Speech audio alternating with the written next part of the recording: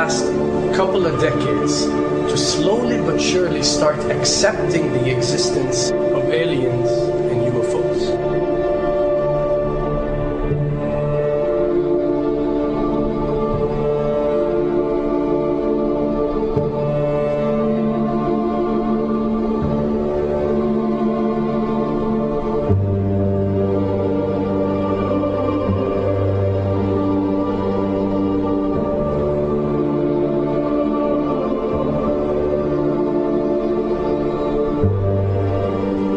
I can tell you right now that 99% of every UFO sighting that has ever taken place has actually not been an unidentified flying object, because this has always been military technologies.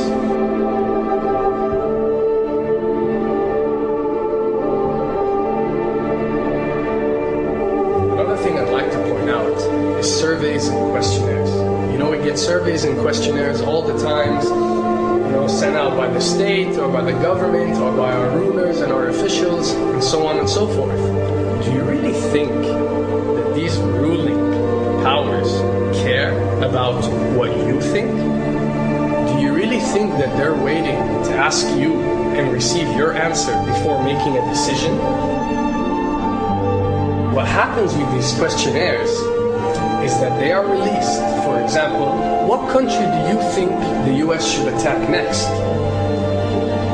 And if it yields back results like 70% of the US population believe Iran is the next country that should be attacked, this is actually a study conducted for the effectiveness of the media propaganda that they are using. So when they get such results, they look at it and they be like, all right, amazing. Our media propaganda is working.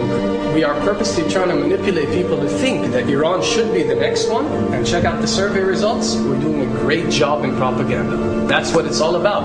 And if the results come back and they aren't up to par, so let's say 20% want war with Iran and 80% want actual peace, they say, okay, so now we have to go and rework our media propaganda and make it more effective so these percentages change. Why am I saying this? Because of the UFO phenomenon. Since the 60s, the amount of people who believe in extraterrestrials have skyrocketed, and they're only increasing day by day in our modern world. This only confirms the success and the plans that are taking place to first manipulate you to believe in UFOs, and second, to conduct a UFO attack that is going to force the whole world to unite to fight off this enemy and accept the New World Order.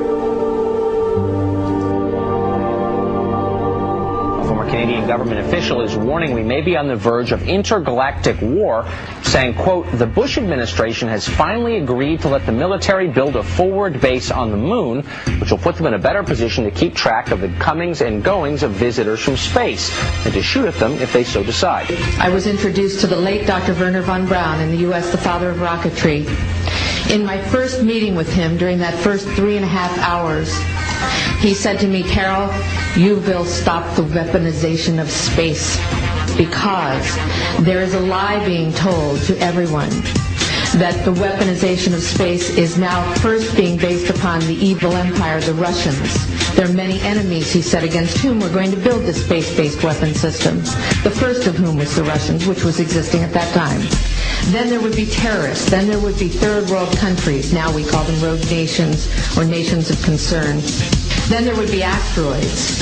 And then he would repeat to me over and over, and the last card, the last card, the last card would be the extraterrestrial threat. As a military strategist, as a person who worked on the MX missile, which I did later, he said, you will find that there is going to be a spin to find some enemy against whom we have to build space-based weapons, and now we should expect the spin.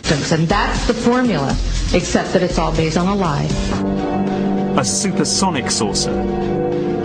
Called the Silver Bug, it was truly revolutionary.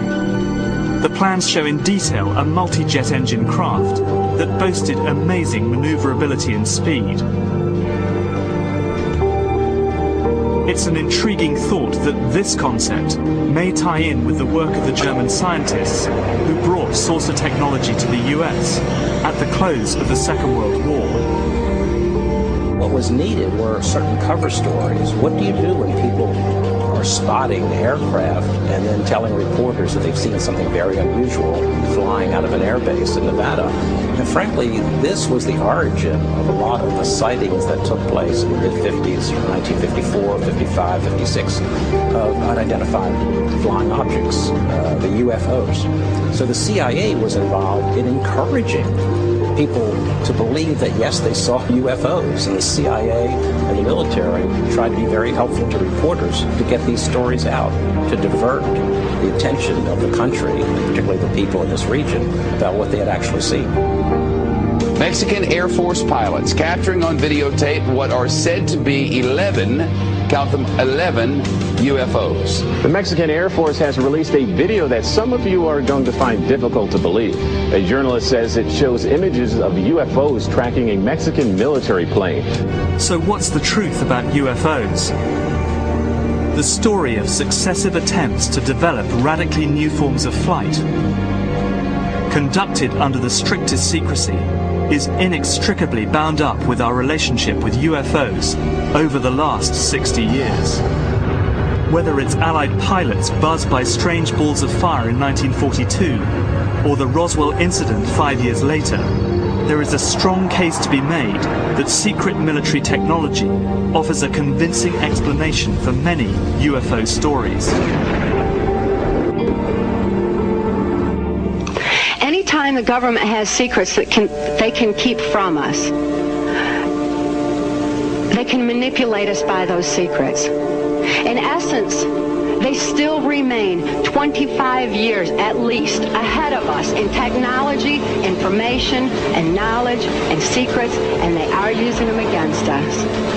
I heard over the years many times over that the plan to usher in the New World Order would be to make all the people in this country and around the world feel totally helpless to prevent the New World Order from occurring, this world dominance plan, by saying that we had been invaded by aliens, so that we would say, oh please UN, come in and help us all.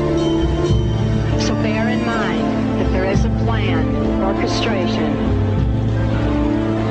to get people to be submissive through the secret technology and information that they're keeping from you under the blanket of the so-called National Security Act.